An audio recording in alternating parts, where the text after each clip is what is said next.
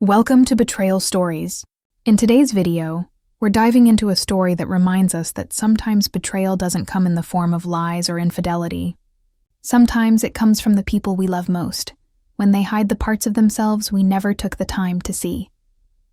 Soft piano music fades in, gentle, introspective tone. Okay, look. Let's be real for a minute. This story, it's complicated. It's not something I ever thought I'd share with anyone, let alone thousands of strangers on the internet. But here I am, and somehow telling this makes me feel lighter. So here goes. I'm 47, divorced, one kid, my son Ethan, and honestly, my life feels like it's on repeat. You know that feeling when every day starts to blend into the next? Like a worn-out record playing the same song over and over again. I work the night shift as a nurse. It's the kind of job that changes the way you see the world. You witness life beginning and ending in the same 12-hour stretch. You hold people's hands while they're scared, sometimes until their last breath. You learn to carry those moments with you, but you also learn to numb yourself just to survive. The hours are brutal. The exhaustion never fully leaves. 5 nights a week, I work, I come home, I try to sleep, and then I do it all over again. It's not a bad life, but it's lonely. Quietly, achingly lonely. Before we dive deeper into this story, make sure you hit that subscribe button and turn on notifications, because what happens next is something that changed me forever. There's only one thing that keeps me from completely burning out: bowling. Yeah, I know, it sounds kind of old school. Something your grandma might do with her friends at the community center, but for me, it's therapy. I joined a league last year, mostly to meet people, to have something to do other than work and sleep. And to my surprise, I was actually pretty good at it. Good enough to qualify for a tournament 3 hours away. It wasn't just about bowling. It was about proving to myself that I could still live, still be excited about something. I'd spent months practicing, counting down the days. It felt like a small piece of my pre-divorce self. The woman who once laughed easily, who had dreams, was finding her way back. But life, as it always does, had other plans. Who was going to watch Ethan while I was gone? He's 16, smart, funny, but a bit of a rebel. The last time I left him alone, his friends came over, and one of them decided it would be fun to drift his dad's truck in my driveway. Long story short, my garage still carries the scars. So yeah, leaving him home wasn't an option. And his dad, my ex-husband, was on duty that weekend. Perfect timing, right? I almost canceled the trip, but something in me refused. I needed this. Not just for the tournament, but for me. So I packed our bags and we drove down together.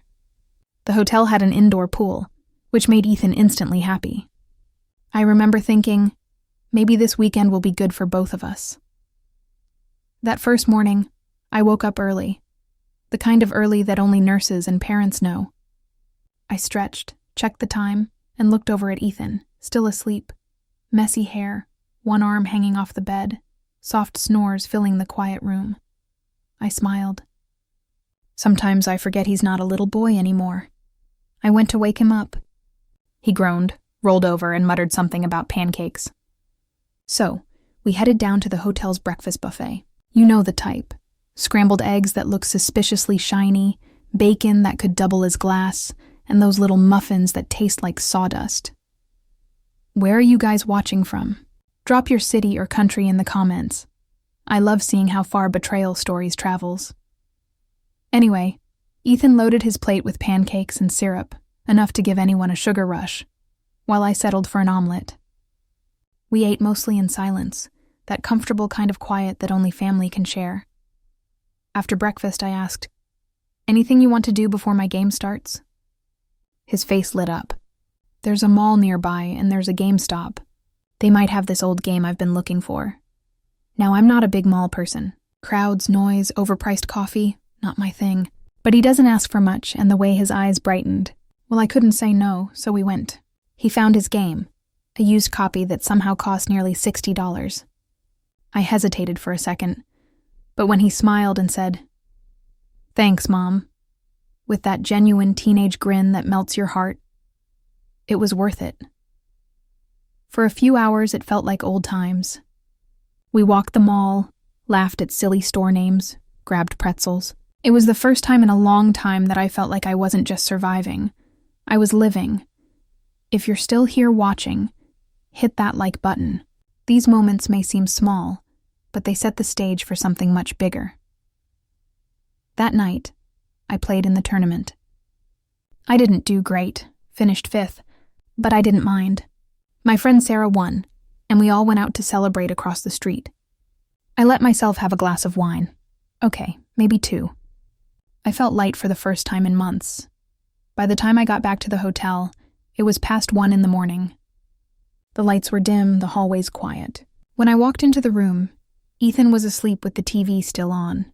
I smiled, turned it off, changed, and lay in bed. It should have been the perfect ending to a long day. But something about that night didn't sit right. I couldn't sleep.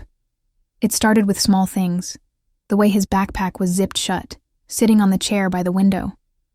He never zips his backpack. Ever. I don't know what made me look.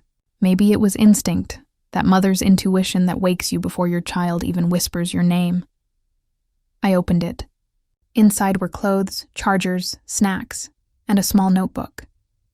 It wasn't the notebook that caught me off guard. It was what was inside it. Page after page filled with handwriting. Neat, careful, deliberate. But it wasn't schoolwork, it was letters. Each one started the same way. Dear Dad, I froze. At first I smiled, thinking maybe Ethan was just writing to his father, maybe something for a class or therapy. But as I kept reading, the smile faded. I don't know how to tell Mom the truth. She works too hard. She's always tired, and I don't want to make things worse. Sometimes I wish she'd notice that I'm not okay, that I'm trying, but it's too hard. I miss you, Dad. You listen. You understand. Mom doesn't. She sees what she wants to see. I sat there, hands trembling, the words blurring as my eyes filled. My son was breaking right in front of me, and I hadn't seen it. For years I thought I was holding everything together. The job, the bills, the house, the routines. But while I was surviving, he was silently falling apart. The next morning, I couldn't look at him the same way. He was cheerful, joking about breakfast, talking about his game, and I smiled back, pretending I didn't know. Because how do you ask your child why they've been writing letters they never send?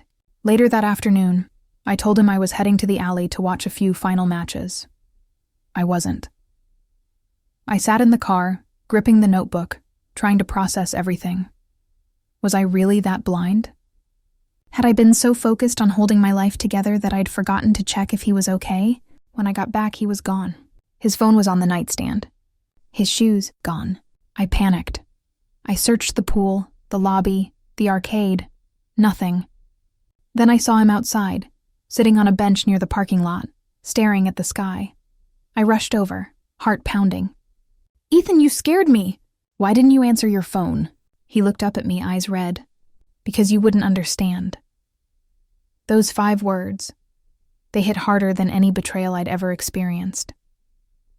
We sat in silence for a while. Then he spoke, quietly. I know you're trying, Mom. I do, but I can't talk to you about some things. You're always so strong, so busy being strong, and I feel like I can't be weak around you. I wanted to defend myself. To say I wasn't strong, that I was just tired, just trying. But the words wouldn't come. He kept talking. I didn't tell you, but I've been seeing a counselor at school. I didn't want you to know. I thought you'd think I was broken or something. My heart sank. He'd been carrying all this alone. The loneliness, the fear, the confusion of being a teenager, while I was too wrapped up in work and exhaustion to notice. I reached out, took his hand, and said the only words I could manage. I'm sorry. He looked at me, and for the first time in a long time I saw tears well in his eyes. We talked for hours that night, about everything. His father, his feelings, my exhaustion, our distance. And as painful as it was the most honest conversation we'd had in years. That's the thing about emotional betrayal. It doesn't always come from lies or cheating. Sometimes it's from silence, from the spaces between the things we should have said. When I found that notebook, I thought I'd been betrayed. But the truth was, I was the one who'd betrayed him. By not being there, by not asking the right questions, by assuming he was fine because he didn't complain. That weekend didn't just change our relationship, it changed me. Now I still work nights. I still get tired.